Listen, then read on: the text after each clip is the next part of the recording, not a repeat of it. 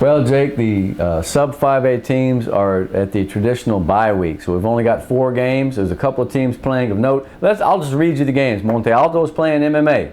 Lyford is playing Hidalgo. Boy, those teams need a win, both of them. Raymondville at Sinton, we're going to talk about in a minute, and Oratoria at Agua Dulce. Okay, what I thought we might do is focus on the 2 teams in PI's district that are doing pretty well, and that would be Raymondville and Rio Hondo. Now, Rio Hondo last week took out Gruya 40-0, and the Gators are 0-5. Rio Hondo was impressive, man. We had a long 7-minute video about them. I like to see more of them 7-minute things. Yeah. I got nothing to do. Yeah, 40-0 against Gruya. I don't know what happened to Gruya from what we thought at the beginning Injuries of the year. and bad luck as the snake bit that team. Yeah, but Rio Hondo is playing well. I mean, they've got a number of guys. I mean, hell, they bring their quarterback, their backup in, and he's still Josh Gonzalez, man, that dude had a couple of touchdown runs. He's got some moves. He's a good-sized kid. So when Pitones goes out, this guy comes in. They don't miss a step. How about Marcos Garate, man, 200-something yards, a 94-yard touchdown. If you haven't noticed, there have been a lot of long runs. Yeah. Kid had 91. Garate had 1. De Los Santos had 94. There's about 6 or 7 runs, almost the entire length of the field. That's sure to electrify a crowd. I'll tell you what also impressed me. You watch that video on Rio Hondo. Them some big kids, man. Yeah. You got a 300-pounder, and not Rubio. 2 of them. Not Rubio, but Ruvio. Ruvio, R-U-V-I-O. And John Reyes is about 300 pounds, the center. He'll pancake you to death. 53 is Ruvio. Man, just watch him work because he's got pretty good feet, but he's as strong as a bull. It's no wonder they can run the ball so well. Terribly impressed with Rio Hondo so far. Yeah, and this is one of those games. I mean, not games, but this is a Rio Hondo team that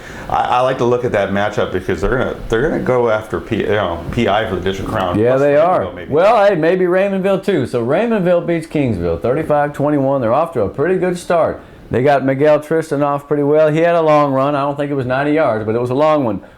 They've got some players over there. Hey, what I tell you about my boy Santana, had a pick 6 for the Bearcats, gave him the lead. Leonard Santana, number 1. He's a little cat-like guy. He's not huge, but he's tightly wound, and that dude's got some shake on him, man. I like that player. Yeah, and who are they facing this week? They're facing the Pirates of Sinton. And Sinton, we don't know what's going to happen with their quarterback, but their quarterback went out against Lavernia. They were beating Lavernia.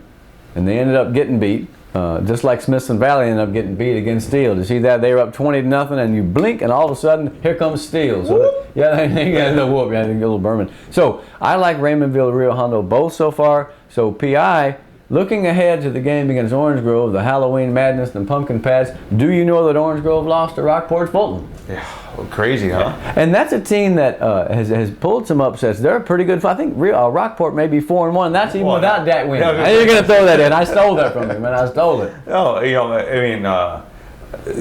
God, can you believe? I can't believe we're talking about Dak Wynn, but has he retired? I mean, it's been so long. That's weird. Right? But PI played well against a very tough. Who would have thought they were going to give them that much of a run? St. Joe's team. Ahead at the half were the Bloodhounds. We weren't just blowing smoke. That team's pretty good. Yeah. Now, what happened in the end? I think PI cranked up the running game. When you get 505, that starts to sound like OU and Nebraska in the 70s against Kansas State. One of the tops.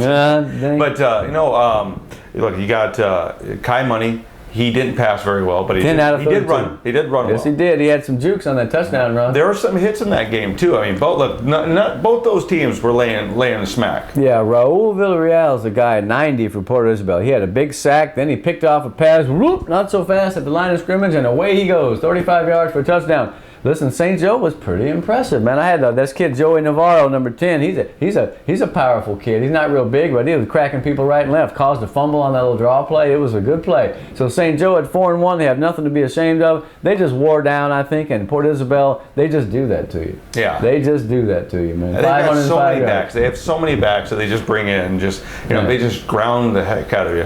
And I'll tell you what else they have right now, and I'm not sure that Coach Stump wanted to have to do this to bring Marco Colorado over from safety to play quarterback. But, man, he's showing something at that position. Obviously, he's a great athlete. He had a nice little fake. Yeah, he did. And he just kept it himself, just ran it in. I think he's got the best name of the year so far. Kai Money's pretty good, but I'll tell you what, PI showed him what varsity football is all about. I expect him to be an outstanding player for the next 3.5 years, and St. Joe made a good effort. Yeah, they did. Mm-hmm. All right, so what else is there? So these guys, next week when we come back and talk about the 4As, the 3As, etc., we'll have a big-time district preview for each of the teams. We're going to tell you all about the exploits of the Ben Bolt and the Bishop Badgers, because those are the teams we're going to have to go up there and beat.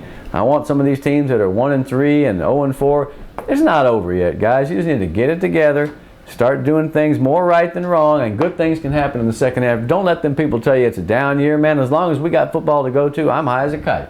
Yeah, we need it to be good so we get more ratings. This is true. Yeah, we definitely need the money. So if you're thinking on the sponsorships, go over to the Tilted Kilt and give us in the tip jar. Give us a few bucks. What else is there? Speaking of sponsors. Oh, speaking of sponsors, we'd like to thank the Payne Auto Group, McDonald's, and GL Group for helping sponsor some of our live games. And it's been a great season so far. We're halfway through, almost. We want to hear from you guys. Feedback, comments, criticism of Jake, praise of me, that kind of thing. I didn't wear my McDonald's shirt because I can't find it. I think one of the cats dragged it off into the garage. I'm gonna have to find it, but that's no reflection on McDonald's. Oh, and stay tuned for overtime. We're going to talk more running backs in part 3 of the ongoing saga. It's like Downton Abbey or upstairs, downstairs. We're going to be doing this thing until next year. Greg Selber, Jake Berry, the show. I can't think of anything. Goodbye.